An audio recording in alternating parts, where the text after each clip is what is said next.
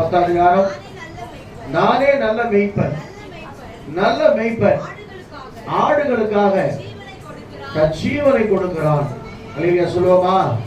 அப்ப நமக்காக இந்த உலகத்திலே நம்முடைய பாவங்களுக்காக, நம்முடைய அக்கிரமங்களுக்காக, நம்முடைய மீறுதலுக்காக, ஏன் வியாதியை அவர் மாத்திரம் சுகப்படுத்த முடியும்னு சொன்னா அதுக்கு ஒரு காரணம் இருக்கு. ஏன்னா வேதம் சொல்லுது, நம்முடைய மீறுதல் நிமித்தம் அவர் காயப்பட்டு நம்முடைய வியாதியில அவர் சுமந்துட்டாராம். சில நேரம் நம்முடைய வியாதியை யாரும் சுமக்கவே, என்னுடைய வியாதியை மனைவி சுமக்க முடியுமா? பிள்ளைகள் அவங்க வியாதி நான் சுமக்க முடியுமா? சுமக்க முடியாது.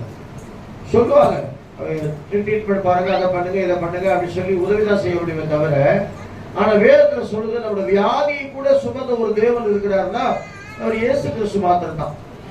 உடைய துக்கங்களை மாத்திரமல்ல, உடைய வேதனைகள், போராட்டங்கள், பிரச்சனைகள், அந்த 103ஆம் சங்கீதத்துல வாசிக்கும் போது உன் அக்கிரமங்களை எல்லாம் அவர் மன்னித்து உன் மீறுதலெல்லாம்